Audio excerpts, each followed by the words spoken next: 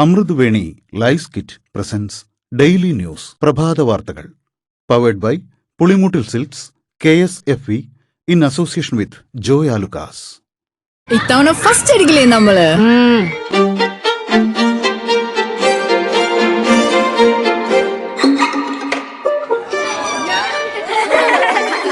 കുട്ടികൾക്കൊക്കെ പെയിൻ ശല്യം ഉണ്ടാകും. അതുകൊണ്ട് ലൈസ് കിറ്റ് ഉപയോഗിച്ച് ക്ലാസ്സിൽ വരാൻ പ്രത്യേക ശ്രദ്ധിക്കണം. ലൈസ് കിറ്റ് ലൈസ് റിമൂവർ പെയിൻ ശല്യത്തിൽ നിന്നും ഉടനടി ആശ്വാസം.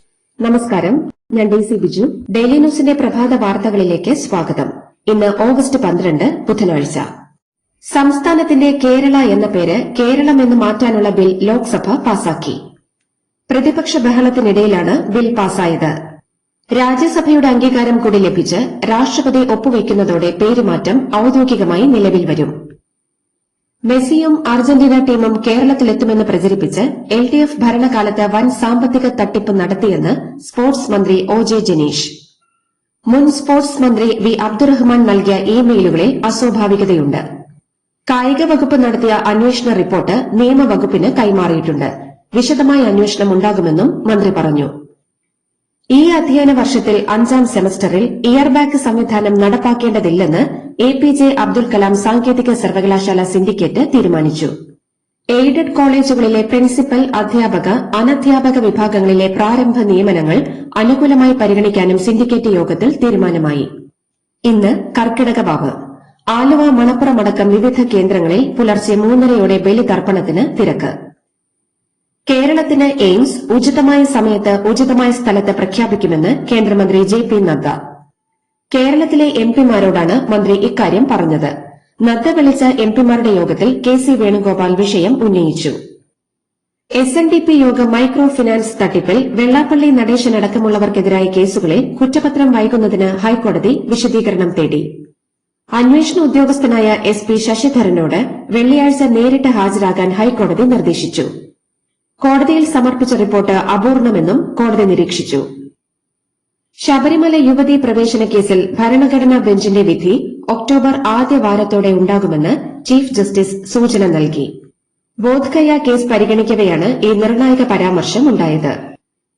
മുട്ടിൽ മരമുറിയുമായി ബന്ധപ്പെട്ട വിശ്വാസ വഞ്ചനാ കേസിൽ ആന്റോ അഗസ്റ്റിനും ജോസ് കുട്ടി അഗസ്റ്റിനും കോടതിയിൽ കീഴടങ്ങി ജാമ്യമെടുത്തു.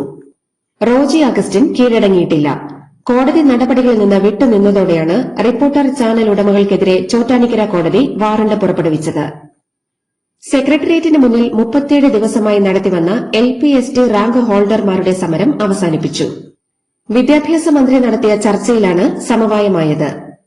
വിദ്യാർത്ഥി അധ്യാപക അനുപാതമടക്കം പരിശോധിക്കാൻ 45 ദിവസത്തെ സാവകാശമാണ് സർക്കാർ തേടിയത്.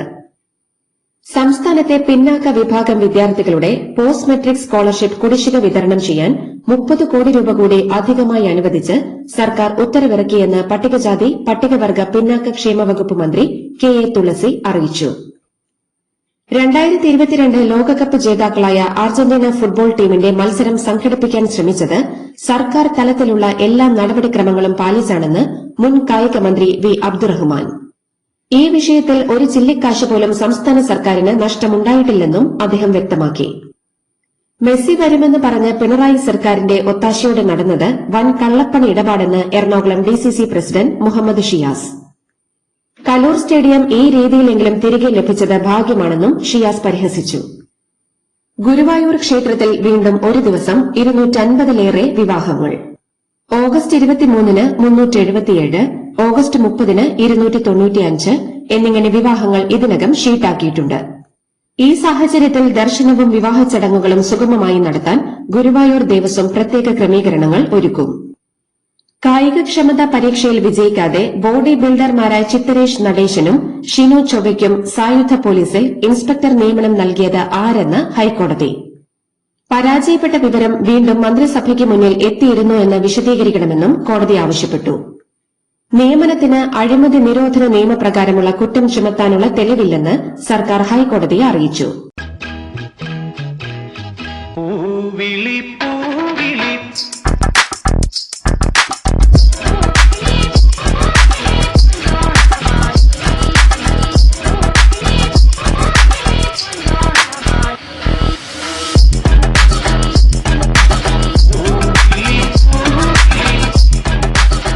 ഈ ഓണം കളറാവട്ടെ പുളിമുട്ടിൽ സിൽക്സ്. തെരഞ്ഞെടുപ്പ് ഫണ്ട് തട്ടിപ്പ് പരസ്യമായി നിഷേധിക്കുമ്പോഴും രഹസ്യമായി അന്വേഷണം ശക്തമാക്കി ബിജെപി. കുമ്മനം രാജശേഖരനും ജേക്കബ് തോമസും അടങ്ങിയ അച്ചടക്ക സമിതി ആരോപണ വിധേയരായ നേതാക്കളുടെ മൊഴി രേഖപ്പെടുത്തി. ബിജെപി സംസ്ഥാന കോർ കമ്മിറ്റിയെക്കുറിച്ച് മാധ്യമങ്ങളിൽ വന്ന വാർത്തകൾ വ്യാജമാണെന്ന് ബിജെപി സംസ്ഥാന അധ്യക്ഷൻ രാജീവ് ചന്ദ്രശേഖർ. കോർ കമ്മിറ്റിയിൽ സംഭവിക്കാത്ത കാര്യങ്ങൾ ചില മാധ്യമപ്രവർത്തകർ സങ്കല്പ കഥകളാക്കി വിവാദമാക്കി അവതരിപ്പിക്കുന്നതിൽ ബിജെപി ശക്തമായി പ്രതിഷേധിച്ചു. കൊട്ടേഷൻ പ്രവർത്തനങ്ങൾക്കായി റിസോർട്ടിൽ ഒത്തുചേർന്ന കേസിൽ പ്രതിയായ അർജുൻ ആയങ്കിയുടെ ജാമ്യം കോതമംഗലം മജിസ്ട്രേറ്റ് കോടതി റദ്ദാക്കി. കേസിൽ ജാമ്യത്തിൽ കഴിയുകയായിരുന്ന അർജുൻ ആയങ്കി വ്യവസ്ഥകൾ ലംഘിച്ചതായി ചൂണ്ടിക്കാട്ടി പോലീസ് നൽകിയ റിപ്പോർട്ടിന്റെ അടിസ്ഥാനത്തിലാണ് കോടതിയുടെ ഈ നിർണായക നടപടി. കോൺഗ്രസ് നേതാവ് രാഹുൽ ഗാന്ധിയുമായി കെപിസിസി അധ്യക്ഷൻ സണ്ണി ജോസഫ് കൂടിക്കാഴ്ച നടത്തി.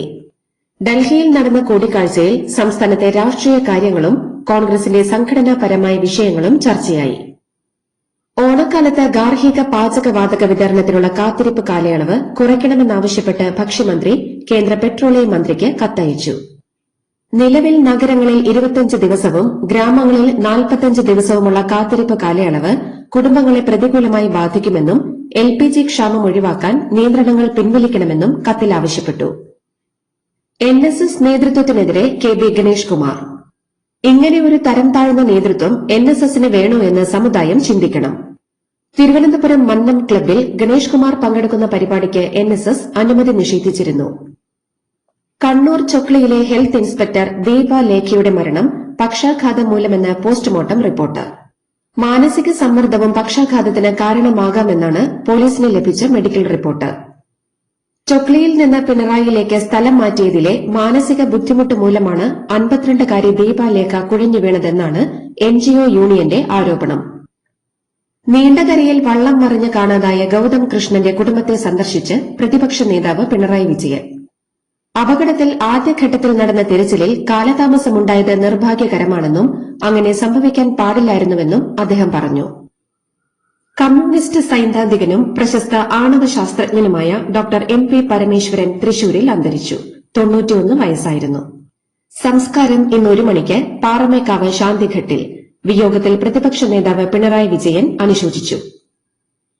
മുൻ മന്ത്രി വി ശിവൻകുട്ടിയുടെ മുൻ ഗൺമാനായിരുന്ന പ്രജീഷ് S നായർക്ക് സസ്പെൻഷൻ. ബസ്സിൽ യാത്രക്കാരിയായ പെൺകുട്ടിക്കെതിരെ ലൈംഗികാതിക്രമം നടത്തിയതിനാണ് നടപടി. മോശം പെരുമാറ്റത്തിന്റെ വീഡിയോ പെൺകുട്ടി തന്നെ പകർത്തിയാണ് പുറത്തുവിട്ടത്. ലഹരി കേസിൽ പിടിയിലായത് മുഖ്യമന്ത്രിയുടെ സോഷ്യൽ മീഡിയ കോർഡിനേറ്ററാണെന്ന് CPM സംസ്ഥാന സെക്രട്ടറി MV ഗോവിന്ദൻ. സംഭവം ഗൌരവമുള്ളതാണെന്നും ആരാണെന്ന് മനസ്സിലാക്കിയിരുന്നെങ്കിൽ പിടിക്കില്ലായിരുന്നുവെന്നും അദ്ദേഹം പറഞ്ഞു. ദൃശ്യങ്ങൾ സഹിതമായിരുന്നു വാർത്താസമ്മേളനം. ലഹരി കേസിൽ അറസ്റ്റിലായ പ്രവർത്തകനെ പാർട്ടിയിൽ നിന്ന് പുറത്താക്കിയതായി യൂത്ത് കോൺഗ്രസ്. പെരുമ്പാവൂർ വലിയകുളം യൂണിറ്റ് അംഗമായ മുഹമ്മദ് ഹുസൈനെ അറസ്റ്റ് ചെയ്ത 9-ാം തീയതി തന്നെ പ്രാഥമിക അംഗത്വത്തിൽ നിന്ന് പുറത്താക്കിയതായാണ് പാർട്ടിയുടെ വിശദീകരണം. ഇടവേളയ്ക്ക് ശേഷം പൊന്മുടി ഇക്കോ ടൂറിസം ഇന്ന് തുറക്കും. പ്രതികൂല കാലാവസ്ഥയെ തുടർന്ന് പ്രവേശനം നിർത്തിവച്ചിരുന്നു. കാവേരി തർക്കവുമായി ബന്ധപ്പെട്ട വിഷയത്തിൽ കർണാടകത്തിന് വീണ്ടും തിരിച്ചടി. 12 TMC വെള്ളം വിട്ടുനൽകാൻ കാവേരി വാട്ടർ റെഗുലേറ്ററി കമ്മിറ്റി നിർദ്ദേശിച്ചു. ദിവസം 12 ക്യൂസെക്സ് വെള്ളം വീതം 15 ദിവസത്തേക്ക് നൽകാനാണ് നിർദ്ദേശം.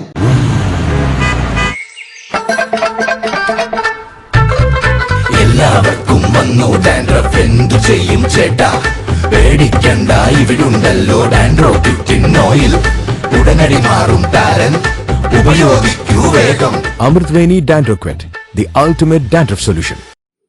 കൊച്ചി തീരത്ത് മുങ്ങിയ MSC എൽസ കപ്പലിന്റെ അവശിഷ്ടങ്ങൾ സമുദ്ര പരിസ്ഥിതിക്ക് ദോഷമുണ്ടാക്കുമെന്ന് ഹൈക്കോടതിയിൽ അറിയിച്ച് കേന്ദ്ര സർക്കാർ. TN പ്രതാപൻ നൽകിയ ഹർജിയിലാണ് ഹൈക്കോടതിയിൽ കേന്ദ്രം മറുപടി നൽകിയത്. ഓണത്തിന് നാട്ടിലേക്ക് യാത്ര ചെയ്യുന്നവർക്കായി KSRTC പ്രത്യേക അന്തർ സംസ്ഥാന സർവീസുകൾ തുടങ്ങുന്നു. ഓഗസ്റ്റ് 18 മുതൽ സെപ്റ്റംബർ 2 വരെ കേരളത്തിലെ വിവിധ കേന്ദ്രങ്ങളിൽ നിന്ന് ബംഗളൂരു, മൈസൂരു, ചെന്നൈ എന്നിവിടങ്ങളിലേക്കും തിരിച്ചും സർവീസുകളുണ്ടാകും. ഇന്ന് അർദ്ധരാത്രിക്ക് ശേഷം ആകാശത്ത് പെഴ്സീഡ് ഉൽക്കാവർഷം. മഴമേഘങ്ങളില്ലെങ്കിൽ കേരളത്തിൽ ഈ കാഴ്ച കാണാനാകും. സ്വിഫ്റ്റ് ടട്ടിൽ വാൾ നക്ഷത്രത്തിൽ നിന്ന് അടർന്നുപോയ അഗ്നിജ്വാലകളുമായി പറക്കുന്ന 50ലേറെ ഉൽക്കകളെ കാണാനാകുമെന്നാണ് റിപ്പോർട്ട്. മത്സ്യത്തൊഴിലാളികളുടെ രക്ഷാപ്രവർത്തനത്തിന് LDF ഭരണകാലത്ത് 18.9 കോടി രൂപ മുടക്കി വാങ്ങിയ 3 മറൈൻ ആംബുലൻസുകൾ കട്ടപ്പുറത്ത്. റഡാർ GPS പിഴവുകൾ മൂലം IRS സർട്ടിഫിക്കേഷൻ ലഭിക്കാത്തതാണ് കട്ടപ്പുറത്താകാൻ കാരണം. 2022 6.25 കോടി രൂപ മുടക്കിയാണ് ഓരോ ആംബുലൻസ് ബോട്ടുകൾ വാങ്ങിയത്.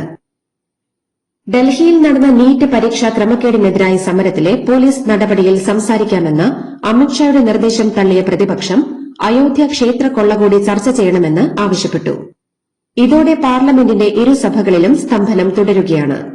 ഭരണപ്രതിപക്ഷാംഗങ്ങൾ പാർലമെന്റിനകത്തും പുറത്തും പരസ്പരം മുദ്രാവാക്യം വിളിച്ച് പ്രതിഷേധിച്ചു. ആകാശച്ചൂടിയിൽ അകപ്പെട്ട എയർ ഇന്ത്യ വിമാനത്തിന്റെ പൈലറ്റ് കഞ്ചാവ് ഉപയോഗിച്ചിരുന്നതായി സംശയം. പൈലറ്റിന്റെ 2ാം ലഹരി പരിശോധനയും പോസിറ്റീവെന്ന റിപ്പോർട്ട്. ഫൂക്കറ്റ് ഡൽഹി വിമാനത്തിലെ പൈലറ്റിന്റെ ആദ്യ പരിശോധനയിലും ഫലം പോസിറ്റീവായിരുന്നു. അപകടത്തിന് കാരണം ആകാശച്ചൂടിയാണോ എന്ന് AAIB പരിശോധിക്കും. ബൈക്കിൽ നിന്ന് വീണ് പരിക്കേറ്റ 19-കാരിയെ കൂട്ടബലാത്സംഗം ചെയ്ത 6 പേരിൽ 3 പേരെ അറസ്റ്റ് ചെയ്തു. മഹാരാഷ്ട്രയിൽ പാൽഘറിലെ തൽസാരിയിലാണ് സംഭവം. അപകടത്തിൽ പരിക്കേറ്റ യുവതിയെ സഹായിക്കാനെത്തിയവരാണ് പീഡിപ്പിച്ചത്. സുഹൃത്തിനൊപ്പം ഗുജറാത്തിൽ നിന്ന് മടങ്ങി വരുമ്പോഴായിരുന്നു അപകടം. മണ്ഡലത്തിലെ ജനങ്ങളുടെ അപേക്ഷകൾ പരിഗണിക്കുമ്പോൾ MLA മാന്യമായി വസ്ത്രം ധരിച്ചില്ലെന്ന വിമർശനവുമായി ഡൽഹി മുഖ്യമന്ത്രി രേഖ ഗുപ്ത.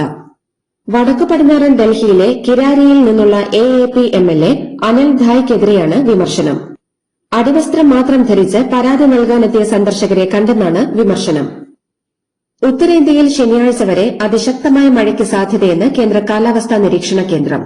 ഉത്തരാഖണ്ഡിലും വടക്ക് കിഴക്കൻ സംസ്ഥാനങ്ങളിലും മിന്നൽ പ്രളയത്തിന് സാധ്യതയുണ്ടെന്ന് ജാഗ്രതാ നിർദ്ദേശം നൽകി. ഹിമാചൽ പ്രദേശിൽ കാലവർഷം മൂലം 260 റോഡുകൾ ഗതാഗത യോഗ്യമല്ലാതായി. ഉരുൾപൊട്ടലിലും മഴക്കെടുതിയിലുമായി 157 പേർക്ക് ജീവൻ നഷ്ടപ്പെട്ടു. ഏകദേശം 886 കോടി രൂപയുടെ നഷ്ടമാണുണ്ടായത്. അരുണാചൽ പ്രദേശിലെ 27 സ്ഥലങ്ങൾക്ക് പേരിട്ട് ഇന്ത്യ ഭൂപടത്തിൽ ഉൾപ്പെടുത്തിയതിനെതിരെ ചൈന.